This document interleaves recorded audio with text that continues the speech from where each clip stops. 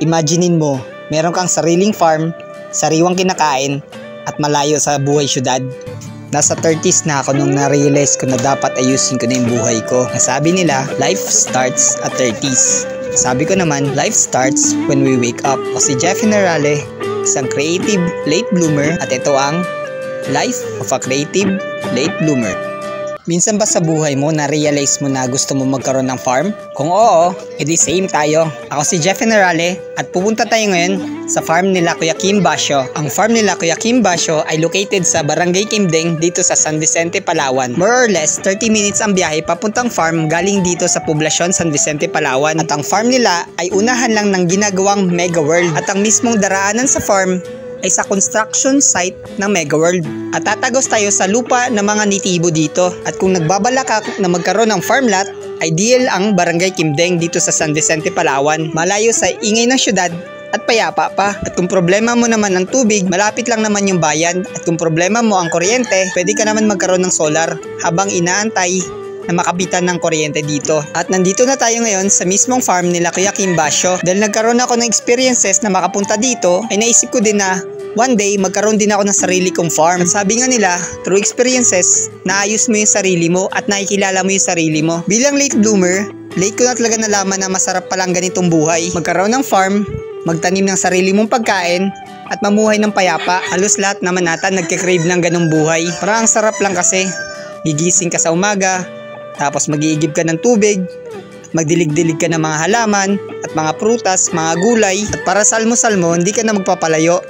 Kukuha ka na lang ng gulay at prutas. At kung mahilig ka sa isda, pwede ka maghukay, tapos magkaroon ng palaisdaan or magkaroon ng tilapyaan. Yun talaga yung ideal na buhay. Meron kang sustainable na gulay, prutas, isda. At kung mahilig ka mag-alaga ng manok, ay pwede din. Ako kasi ang ideal ko na buhay yung pescatarian. Yung kinakain ko lang yung gulay, prutas, tapos isda. At mabalik tayo sa farm.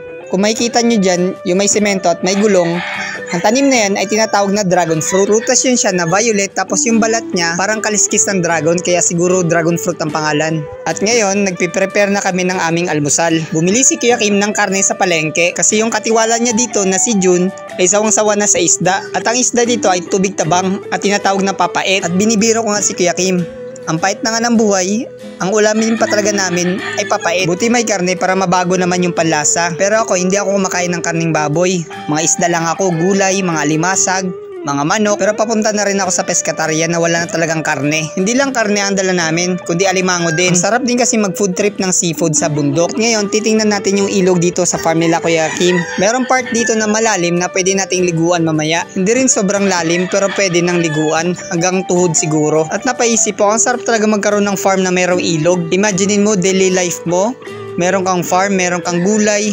sariwang pagkain, tapos maliligo ka ng ilog, di ba? Sobrang presko lang ng utak mo. At ito na yung malalim na part. Medyo masarap din yan liguan. Nakatakot lang baka biglang may ahas. Pero wala naman siguro. At ngayon, naggayat-gayat na si Kuya Kim.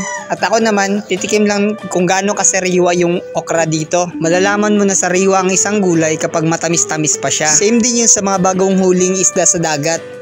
At dahil okay na yung pagkain, kumain muna kami. Ang ulam namin ay limasag at baboy. At pagtapos namin kumain, ay nagtrabaho na kami. Naghalo kami ng pampataba sa lupa. Yung lupa nilagyan namin ng carbonized rice hull. At ngayon, maglalagay kami ng pampataba sa mga dragon fruit. Napakahalaga sa lupa kapag hindi ba siya cultivated, dapat alalayan mo ng pampataba. Kaya kapag in-engage mo yung sarili mo sa mga ganitong experiences, ay natututo ka talaga. At dahil gusto din natin matuto, mag-try din tayo. Maglagay-lagay din tayo ng pampataba sa may mga dragon fruit. Gustong gusto ko talaga yung magpa-farming ako. Tapos gagawa ng ganito mga bagay. Kasi balang araw, kapag magkaroon ako ng sarili kong farm, ay alam ko na yung gagawin ko. Although hindi ko nakikita ang sarili ko na magtatanim ng dragon fruit, pero ma-apply ko ang ganitong system sa ibang bagay o sa ibang halaman. At malapit na akong matapos maglagay ng pataba sa mga dragon fruit. Ang gagawin namin ngayon ay maglalagay kami ng mga kangkong at iba pang mga tanim. Yung ibang gulay kasi inaabot ng 90 days bago mo mapitas or ma-harvest. Yung mga kangkong or mga talbos-talbos ay mabilis lang. At natapos nga kami, naisipan ko maligo na o maglublob na. Ika nga, after a hard day, dapat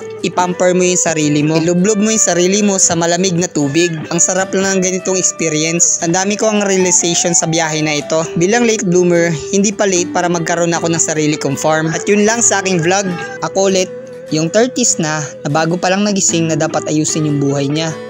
Pero sabi naman nila, life start at 30s. Sabi ko naman, life start when we wake up. Ako si Jeff, isang creative late bloomer, at ito ang Life of a Creative Late Bloomer.